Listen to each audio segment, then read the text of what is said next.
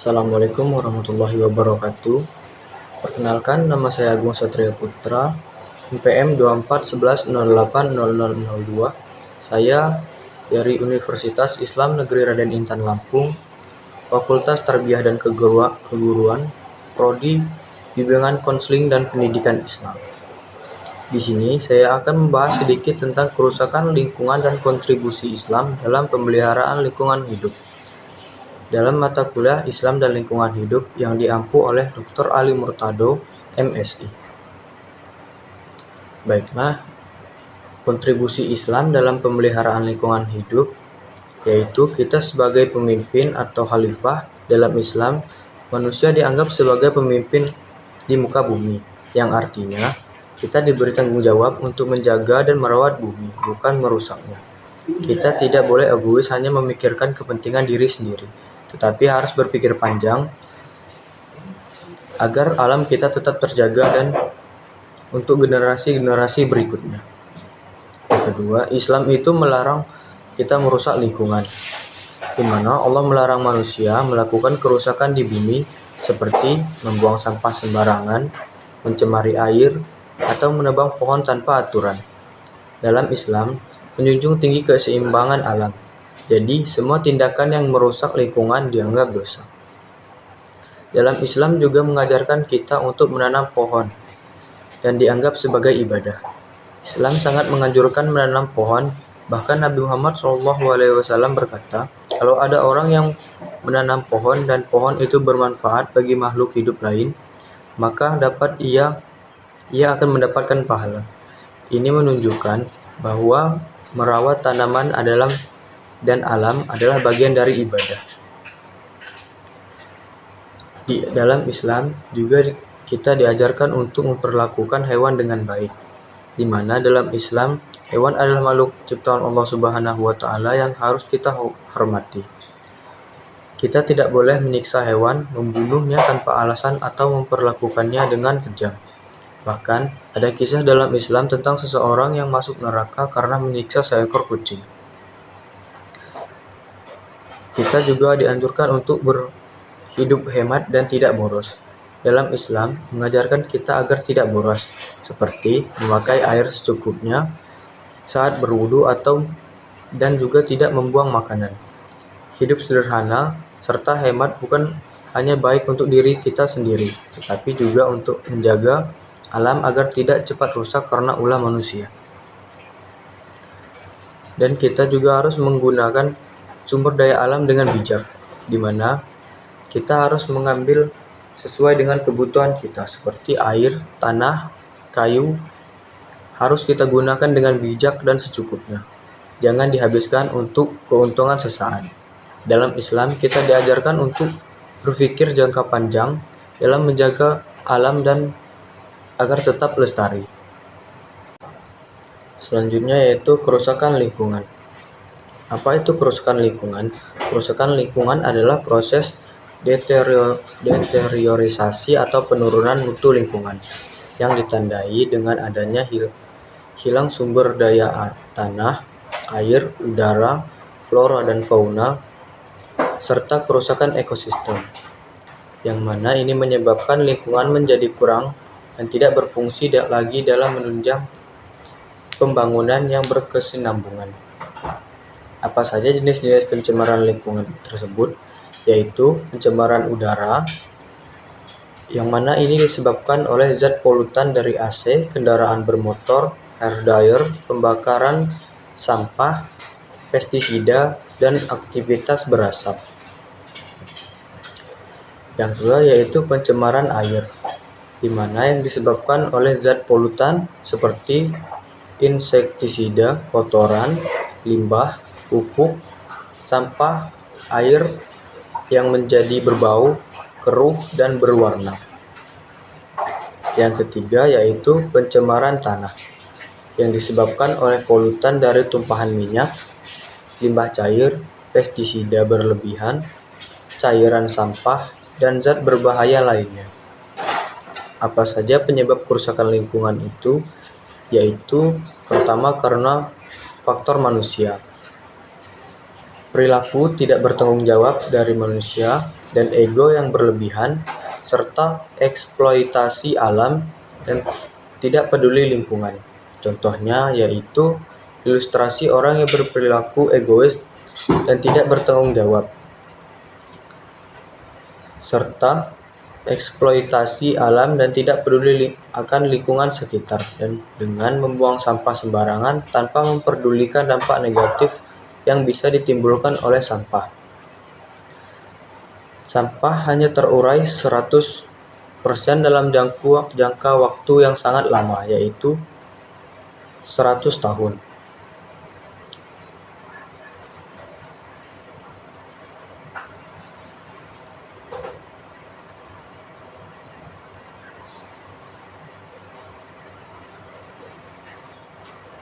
Yang kedua yaitu faktor alam.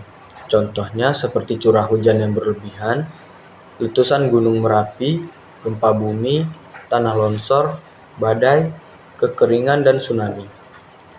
Dokumentasi peristiwa ini setelah terjadinya tsunami di Aceh pada tahun 2004 silam, di mana menyisakan banyak korban jiwa. Selain itu juga kerusakan yang sangat parah. Peristiwa ini menjadi salah satu contoh faktor kerusakan lingkungan. Apa saja dampak-dampak kerusakan lingkungan tersebut? Yaitu yang pertama, faktor kerusakan karena alam, seperti letusan gunung yang menyebabkan lava, lahar, gas vulkanik, abu, awan panas yang dapat merusak lingkungan sekitar. Yang kedua yaitu gempa bumi, di mana membuat getaran kulit bumi yang merusak pembangunan dan membuat tanah longsor, serta degradasi lahan, pencemaran udara, krisis air, dan korban jiwa. Yang selanjutnya yaitu tanah longsor, yang menyebabkan pergerakan massa tanah, yang merusak pembangunan, pertanian, transportasi, air bersih, serta memakan korban jiwa.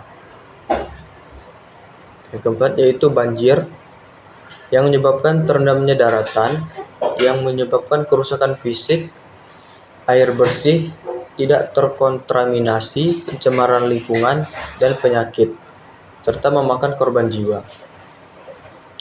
Dan itu badai, angin topan, yang menyebabkan pergerakan udara kencang dan robohnya bangunan, pohon, dan merusak pertanian dan ombak tinggi. Serta tsunami, perubahan permukaan laut merusak terumbu karang, lamun, kerusakan fisik pantai, dan korban jiwa. Yang terakhir yaitu kekeringan, yang menyebabkan kerusakan pertanian, kualitas tanah menurun, dan organisme mati. Dan juga terkait faktor alam dan manusia, ada beberapa bencana murni alam, namun banyak juga yang dipicu oleh aktivitas manusia, seperti contohnya banjir dan tanah longsor, yang disebabkan oleh pembuangan sampah sembarangan, penebangan hutan, serta atau penggundulan hutan.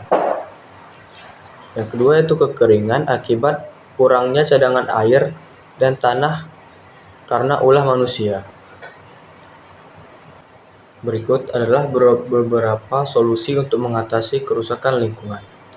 Yang pertama yaitu menghentikan deforestasi untuk menjaga pepohonan sebagai penghasil utama oksigen, menyimpan gas rumah kaca, dan habitat makhluk hidup.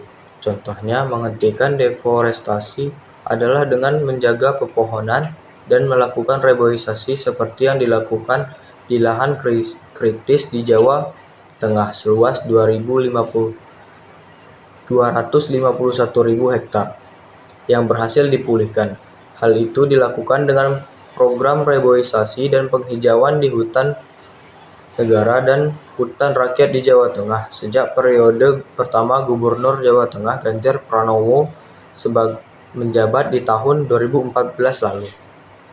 Yang kedua, dengan mengadakannya hukuman bagi pembuang sampah ilegal. ini bisa memberikan efek jera bagi para pelaku pencemar lingkungan. Yang ketiga yaitu mengurangi tingkat konsumsi, di mana menghindari konsumsi berlebihan yang menimbulkan limbah.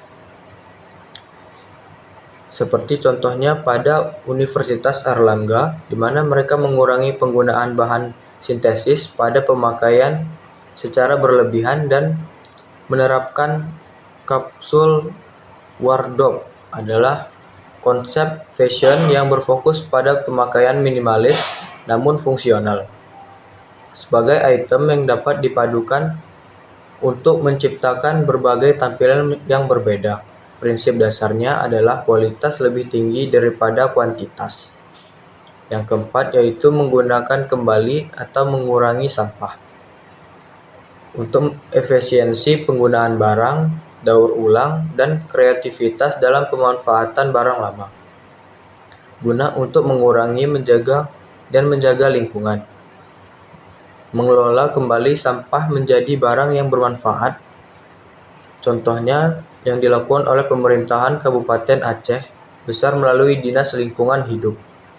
Aceh Besar bekerja sama dengan Batalion Kesatria 117 Kesatria Yuda, memberikan sosialisasi pengelolaan sampah dan pembinaan bank sampah.